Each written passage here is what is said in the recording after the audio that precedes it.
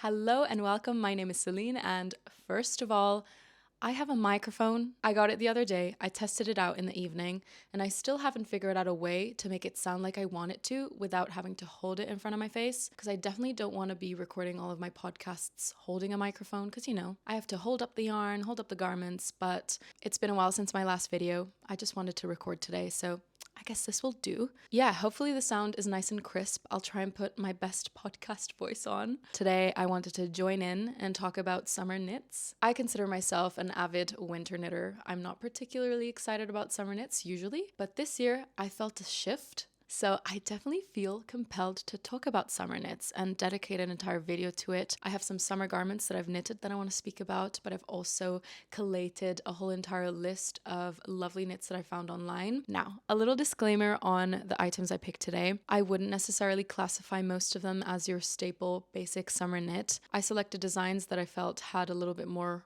character and oomph. That's just because personally I find summer knitting less engaging than winter knitting, so I need something about the design that really helps me commit to it. If you're interested in more basic styles, then Petite Knit and My Favorite Things Knitwear are your gals. They're absolutely incredible, and I'll just pop a few screenshots of their summer designs on screen just so you know that they exist and they're absolutely fabulous. But that being said, I'm going to begin showing you guys the summer knits that I've actually worked up myself, and then I'll carry on with a list of things for inspiration, things that are on my knit wish list. I'm extremely excited to show you the first garment, which is a work in progress of mine, and I think is probably the thing that's gotten me into summer knitting this year. I've shared my progress of this on my Instagram, but it's the Love Letter top by Kutovakika. First of all, isn't this the most beautiful red you've ever seen? I personally find it quite hard to find the right undertone in reds, but when I saw this, I knew it was the one. There's a lot going on in this camisole. It is an overall lace. Not only that, it's overall different lace, so each section is completely different, and this is where I've gotten to so far. Keep in mind I haven't blocked this, so the lace is kind of scrunched up in on itself, but it's one of those garments that will be so satisfying to block. I'm so excited. This garment is knitted top down. You start with the upper back panel, and then you pick up stitches to then knit the front. And once you reach the underarm level, you join everything in the round, and then you just work all the way down. If you've heard me talk about the Ingrid sweater by Petite Knit before, you know how I rave about how engaging and entertaining the knit is, just because there are all these different sections, so you look forward to knitting the next one, but also it's so easy to notice and track the progress as the lace grows. Well, in the Ingrid it's not lace, but it's the pattern. It's exactly the same with this top. I physically can't stop myself from needing to see the lace grow. It's such a quick knit despite me using 3.5 needles, which I think recommended needle size is 3. But it's small. It's definitely not a mindless knit. You have to concentrate and look at the charts constantly. That being said, I think I've probably worked at least half of this on public transport. I just have the chart on my phone, and then I highlight the row that I'm on with the marker. So that's doable. I honestly cannot emphasize how much fun I'm having making this. What sold it to me were the hearts. So it has all of this heart motif at the bottom. It's got another one in a section that I haven't knit yet. That's just so adorable, and I knew I was meant to knit this.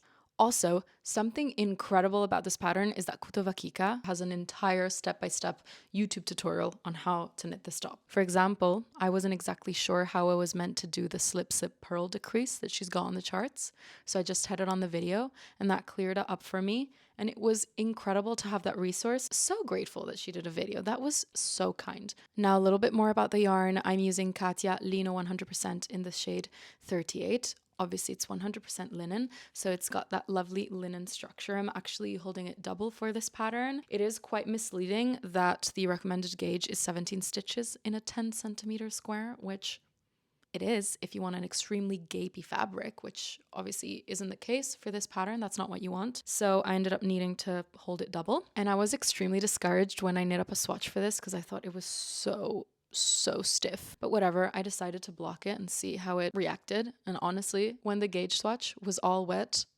I wanted to cry because it became like a brick. I was very attached to the shade, so it was painful to think that I couldn't use this yarn for this project. But a few days later, I picked up the swatch that had dried in the meantime, and it was amazing. It was drapey. It wasn't stiff. The water had evaporated away, so it was no longer a brick. It was honestly all that I wanted from it. I also noticed that the fiber completely changed.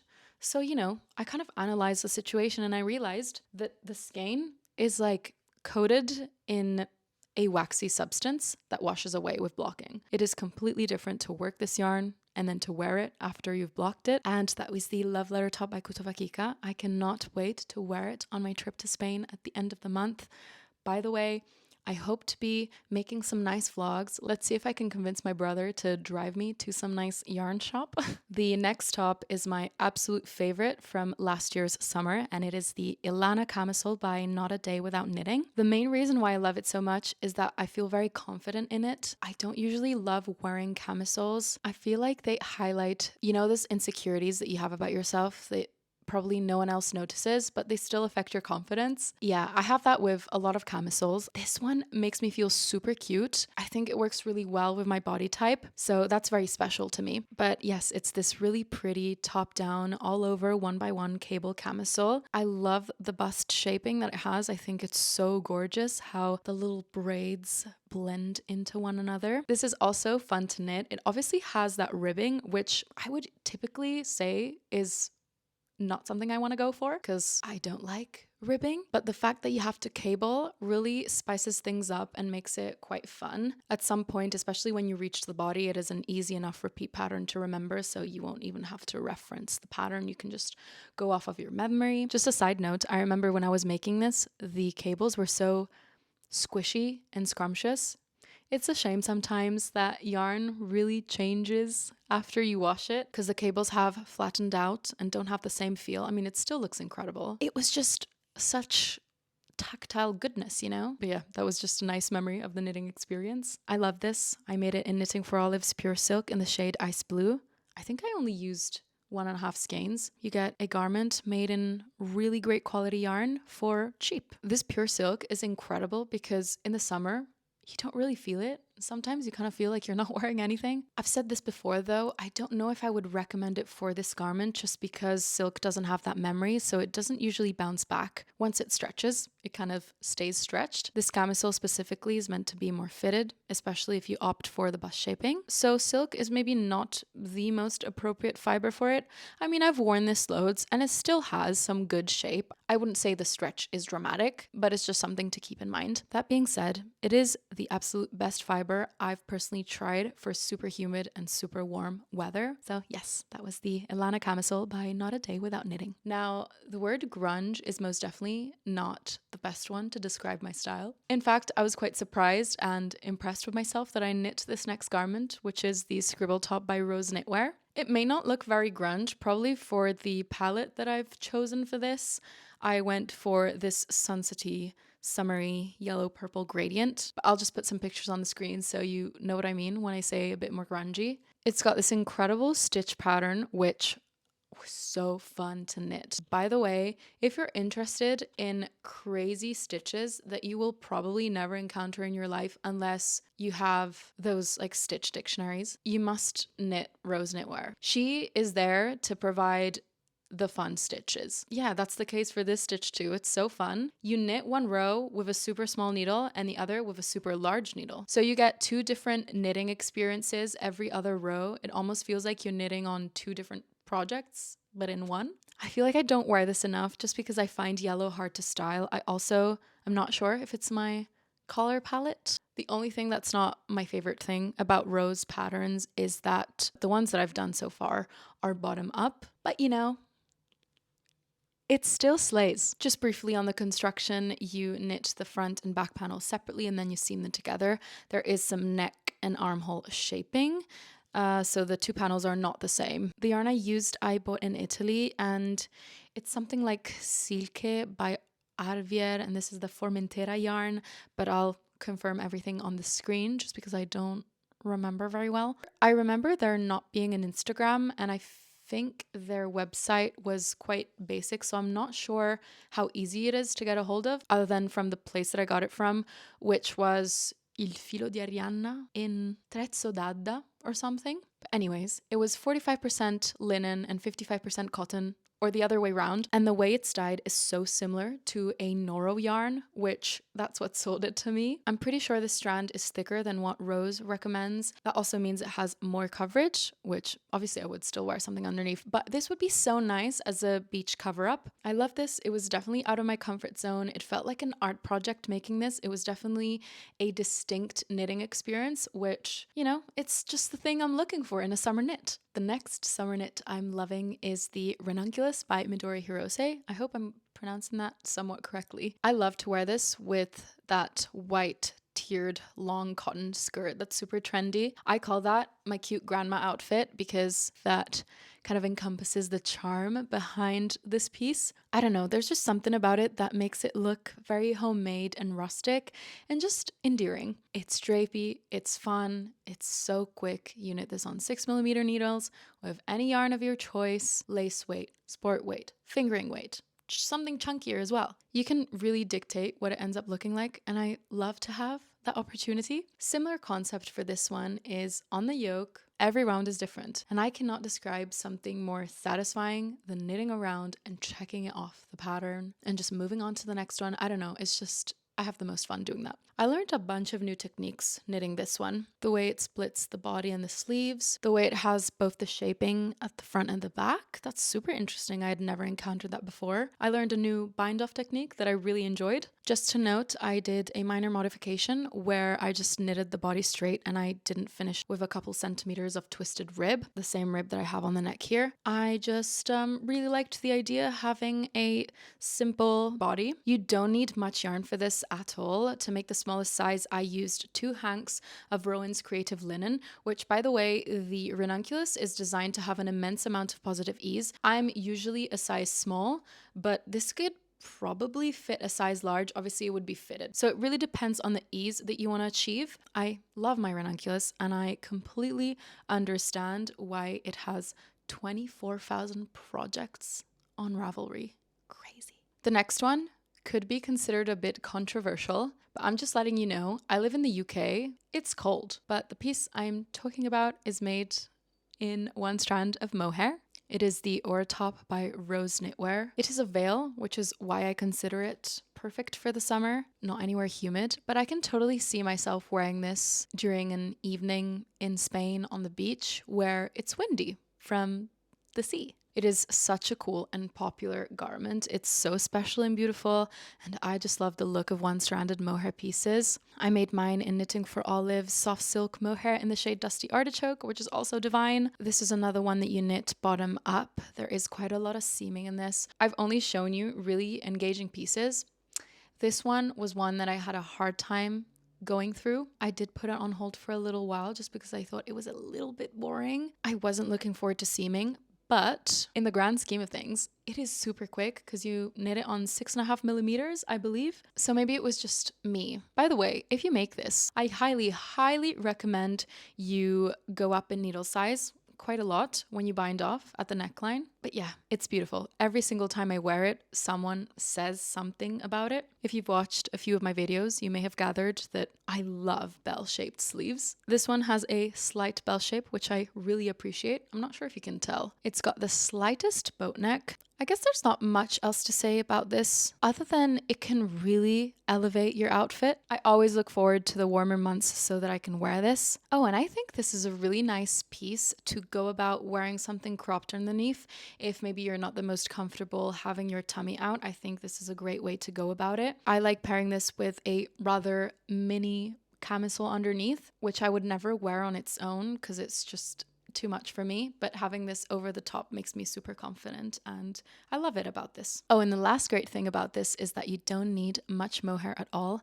I only used 2.5 skeins. It's a great garment to justify purchasing a mohair that is more expensive and luxurious that you wouldn't typically go for because you only need a couple of skeins, and I think it's worth it since you're most likely going to wear this directly on your skin. Maybe a mohair that's got a higher silk content like the Earth Yarns Bon Mohair. I've tried an Aura top that's been made in that mohair, and it is so dreamy. Once again, depending on the climate that you live in, you might consider this a summer knit or not, but I really wanted to include one of my favorites, which is Blouse number 1 by My Favorite Things Knitwear. This is the most basic, simple pattern I'll be sharing with you today. I love it so much. It's so elegant, makes me feel like a princess.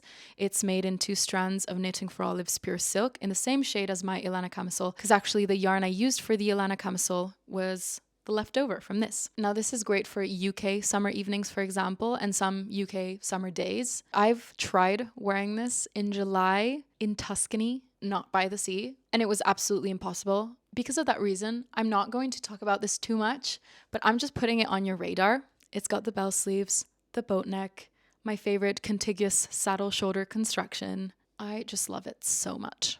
That was a short one, but I still wanted to include it. All right, so those were all the summer knits that I wanted to share that I've knit myself. I'm now moving on to the ones that are on my wish list or that I've seen that I think are super cute.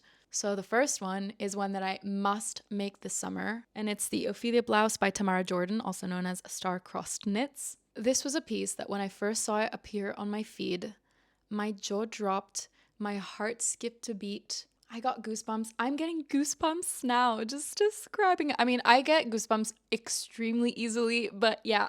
I still can't comprehend how beautiful this is. It's so, so pretty to me. I think it's the lace, it's the dainty buttons where there's a little bit of skin showing in between the 2 panels. It's the waist and hip shaping. It's the cap sleeves. What gets me is the femininity of this piece, and I love it in black. I think this might be the first black garment I knit. I've seen it in other colors, but there's just nothing like the black version in my opinion. Just wow. The designer used the pure silk by Knitting for Olive. I'm not sure if I would go for that. Maybe I would go for cotton merino or merino by Knitting for Olive. I don't know. I guess I'll see. I haven't decided yet, but I'm quite sure I'm gonna go for black. I love that it's knitted seamlessly top down. It's just my cup of tea. It's got the short row shoulder shaping. It also says that the pattern includes suggestions on where and how to customize the fit for the specific measurements, which I think is great. And I love that there's a little crocheted picot border. I do love mixing crochet and knitting together. It's not often that I get to do that because I don't think there are loads of patterns that are knitting and crocheting hybrid. This is so divine. I cannot fathom the beauty. If the overly romantic look of the Ophelia blouse is not your cup of tea, but you enjoy the concept of it, I found the Typical Thursday top by Tiffany from Typical Bliss, which the construction is super similar. It just has more coverage. It doesn't have the cap sleeves and the lace. It's definitely still very dainty, but for sure sportier. It also has a slightly larger gauge. So this one has 21 stitches, whereas the Ophelia has 24. But yeah, I think these sorts of tops are super trendy at the minute with the button closures or even tie closures are really big. You could also substitute these little button closures with some ties. You can just knit I-cords and kind of change it up a bit. I'm also going to take the opportunity to recommend you watch Tiffany's podcast, so Typical Bliss. I know she streams all the time, so that's amazing. You just want to sit down with someone while you knit and hear them talk about knitting, and just everyone has a chat and it's a great time. Moving on to the Frilly Yeah top by Beautiful Knitters.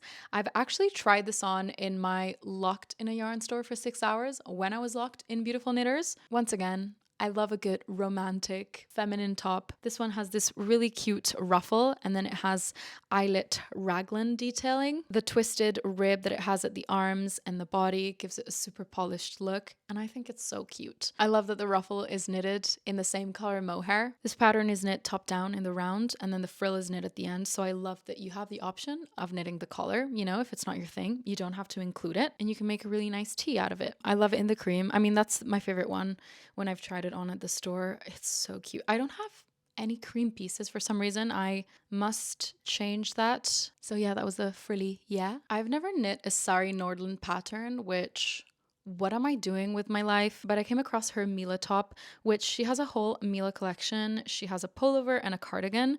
But this top, I love the cabling of. It's definitely vest vibes, but you would wear it as a top. I don't often find myself super attracted by cabled pieces, but this cable is different and it almost looks slightly floral from far away. I don't know how to explain it. The design of it and how the pieces kind of intertwine with each other reminds me of nature. The neckband and the sleeve edgings are worked in double knitting, which Can you believe I've been knitting for over 3 years and I've never encountered a pattern with double knitting? As in, I've never selected a pattern to knit that has double knitting in it. Isn't that weird? Anyways, we love to hear that a pattern is knitted seamlessly top down. It has the cute v-neck. She uses cotton yarn. I'm thinking for this one, I would pick the pure silk. I'm pretty sure the drape of the silk would look really nice for this design. I should really get on a Sari Nordlund pattern. I heard that she writes and grades the pattern and then knits the first sample, which the brightness and intelligence is beyond my comprehension. Also, she has a podcast, which is super cute. I'm just scrolling through her catalog, and first of all, she's got so many, but then all of them are so beautiful and intricate. I'm sure a lot of you have knit Sari Nordlund. If you have, let me know in the comments down below which one you've knit or which one is your favorite from hers. In general, let me know which ones are your favorite summer knits and your favorite summer yarns. The next pattern is more on the simple side. It's the Sabai top by Susanne Müller, also known as Paula Strict on Instagram. So in the pattern, she provides two options to include the ribbing at the top of the boat neck or not.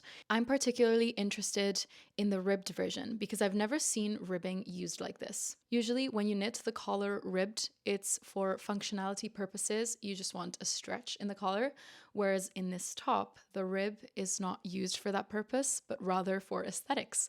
So the ribbing basically borders and decorates the edge of the top. And I had never seen that before. It's such a simple, almost obvious detail, but in here, it just looks so special. Yes, it's a simple top, but that characteristic stood out to me so much. I'm also obsessed with a boat neckline. It's one of those features that I'm really attracted to. I want to say this Sabai top almost looks like the blouse number 1 by My Favorite Things Knitwear, just without sleeves. It's a simple knit. The gauge is 20 stitches. I think it would be an amazing, lovely break from anything intricate that you're working on. We all need a stockinette project at all times. Let's see what yarn she used. So she's recommending cotton and linen blends, and I wonder if the creative cotton from Rowan that I used for my Ranunculus could work for this. I can't remember the gauge, but I feel like it's a DK, and this is a DK gauge. Something a little bit heavier, just as a cover up in the evenings during the summer or on a rainy summer day. When I'm back home in Italy, especially last summer, we had so many storms, and my mom has been telling me that it's been raining like crazy, so it's not necessarily summer vibes, but I feel like this next pattern would be great for it. Is the Ruffle cardigan by Knitharina. I've actually been eyeing this design since she first posted about it. One of the first knits I've ever made, I unraveled because it was trash, but I still have the yarn. It's Drops Sky, I believe, and it would be perfect for this Ruffle cardigan because it is a light yarn. It's a chainette. I mean, it's still wool, I think, so it is on the warmer side, but the strand structure is quite airy because it's a chainette. So yeah, this gorgeous Ruffle cardigan is knitted top down seamlessly using my favorite contiguous saddle shoulder construction, and then the ruffle is added, which I love. It's like an elevated ballerina vibe. And this was the piece that made me fall in love with hot pink, which up until a few months ago, hot pink would have been so out there for me, but now I love it so much. My favorite shoes are hot pink. And if I didn't have the yarn for this cardigan already, if I had to purchase it, I would make the purchase in this shade because it's so gorgeous and pretty. I mean, she knits it in Cardiff cashmere, which dream.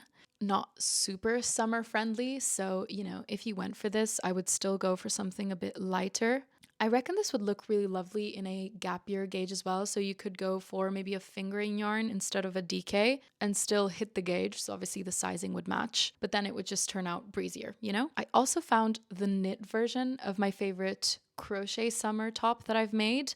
So that crochet top is the Aura top by Moonchain that I've actually done a project vlog for. But I found the equivalent knit version. It's the Made You Dream blouse by Vanessa Fleming, and it is so princess-esque. It's got the ruffled bust, the square neckline, the little tie closure at the front, the puff sleeves. The gauge is 24 stitches. In her sample, she uses 2 strands of mohair, so lace plus lace equals light fingering. So you could either use 2 strands of any other lace weight to make it more summer friendly, or any other yarn that's a light fingering. I mean, in the pattern listing, she also has a long sleeve version and one that doesn't have the sleeves, but just the straps, which are super lovely. You know what? I think this would look incredible in 1 strand of mohair. I know that's not everyone's cup of tea, but that's what possibly I would go for. It's so pretty. I apparently really like 1-stranded mohair pieces, so I'm really sorry if you live in a really warm climate and this is not for you, but just please look at the Titan True cardigan by Star-Crossed Knits. So the photo on the screen is from one of her testers, and when I saw this was another one.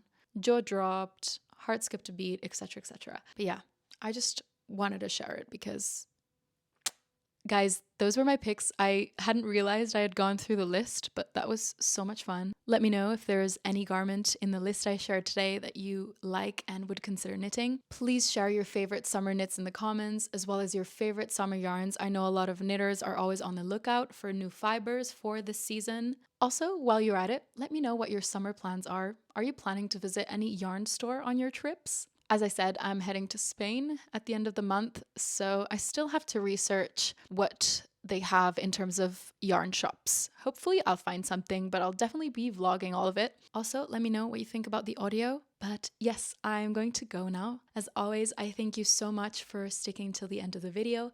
I'll leave my Instagram on the screen in case you want to follow my creations more in real time. And I hope to see you in the next video.